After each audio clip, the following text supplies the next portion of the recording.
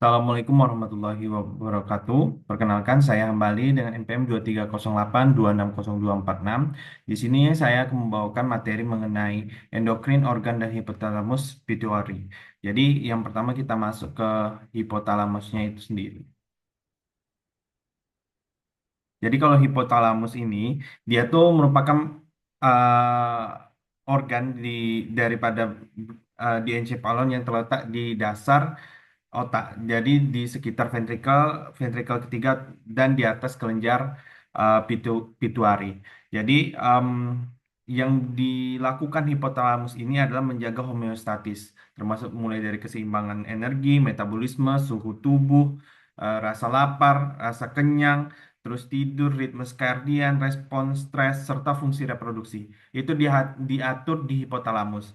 Jadi hipotalamus juga berhubungan selain dia mengatur daripada fungsi-fungsi tadi, dia juga ada hormon-hormon yang berhubungan dengan pituitary dari dua jalur. Yang pertama, dari dua jalur ada hypospatial portal sistem, yaitu sistem pembuluh darah yang membawa hormon releasing, dan inhibiting itu dari hipotalamus menuju anterior pituitary. Sedangkan yang kedua ada hipotalamus hypoxial tract, yaitu hubungan akson neuron ke hipotalamus atau pituitary posterior pituitary. Jadi kalau hipotalamus ini menghasilkan beberapa hormon regulator mulai dari TRH untuk meningkatkan daripada atau merangsang daripada TSH, ada CRH untuk merangsang ACTH, ada GnRH untuk merangsang LH dan FSH, ada juga GHRH untuk merangsang GH. Sebaliknya kalau untuk somatostatin dia menghambat daripada GH dan TSH, sedangkan dopamin nanti dia menghambat daripada prolaktin. Itu kita dari hipotalamus. Sedangkan dari pituitary gland ini em, dia itu merupakan kelenjar yang disebut master of endocrine gland. Jadi dia bakal banyak mengatur hormon-hormon dan kelenjar di fungsi endokrin untuk tubuh.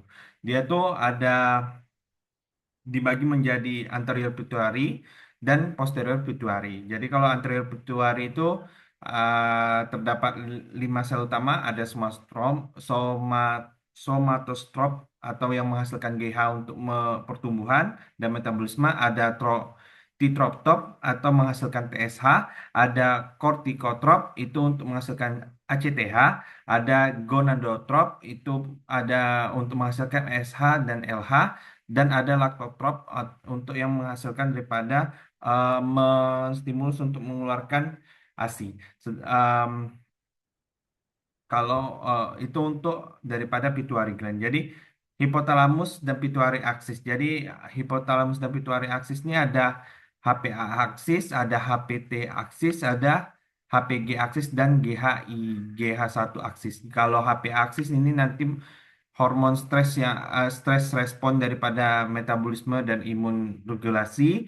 Terus kalau yang HPT aksis itu nanti berhubungan dengan metabolik, eh, bertumbuh, berkembang, serta bagaimana mengatur daripada keseimbangan energi. Yang kedua ada HPG aksis itu eh, untuk reproduksi, terus apa, pubertas, sama juga fungsi seksual. Kalau yang GH1 aksis itu untuk pertumbuhan, perbaikan jaringan dan metabolisme. Jadi setelah hipotalamus pituitary aksis kita membahas negatif feedback. Kalau negatif feedback ini terbagi menjadi tiga. Jadi ada long lob, negatif feedbacknya tuh ada long lob itu untuk hormon daripada organ perifer nanti memberikan inhibisi kembali ke pituitary. Jadi contohnya itu kortisol menghambat CRH dan ACTH, atau T3 T4 yang menghambat TRA dan TSH. Kalau yang short lob feedback itu biasanya untuk itu biasanya untuk mengatur inhibisi ke hipotalamus, sedangkan yang di ultraloop feedback itu biasanya hipotalamus mengatur dan menghambat pelepasannya sendiri. Jadi kalau jadi kalau misalnya kita hubungkan ke klinikal eh, atau respon klinisnya itu, eh, kalau fungsi daripada hipotalamik am amnorea atau ketiga gangguan fungsi hipotalamus yang menyebabkan penurunan pulsasi GNRH, kemudian menurunkan LH dan FSH, nantinya fungsi ovarium terganggu. Kondisi ini dapat berkaitan daripada stres, defisit energi, terus penurunan berat badan dan olahraga yang berlebih. Kalau gangguan yang lain bisa daripada diabetes insipidus itu karena pelepasan ADH yang terganggu, ada gangguan pituitari, hiperpituitari itu biasanya berhubungan dengan hormon yang berlebih atau hypothyroidism, um, kekurangan satu atau beberapa daripada hormon pituitari. Ya, itu itu untuk clinical clinical correlationnya. Jadi kalau kita kesimpulkan, jadi hipotalamus dan hipotalamus dan pituitari itu merupakan pusat yang penting untuk koordinasi daripada sistem saraf dan sistem endokrin.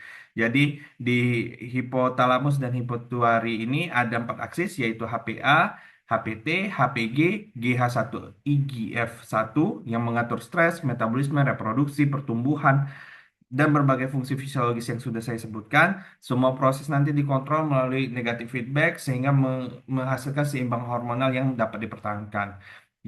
Jadi gangguan yang pada salah satu bagian sistem hipotalamus ataupun pituitari dapat memberikan dampak yang luas terhadap tubuh, mulai dari gangguan tadi metabolisme, pertumbuhan, reproduksi, keseimbangan cairan hingga respons stres. Mungkin itu saja yang dapat saya sampaikan. Terima kasih. Berikut adalah referensi yang saya gunakan. Ada Palazik itu Hypothalamus Development and its Application di keluaran 2025. Ada Zaidi itu dari Adiposa Tissue and Brain di 2023. Bian di daripada Heart in Signaling in Development atau Adult Health and Disease itu di 2023. Mungkin itu saja yang dapat saya sampaikan. Terima kasih. Assalamualaikum warahmatullahi wabarakatuh.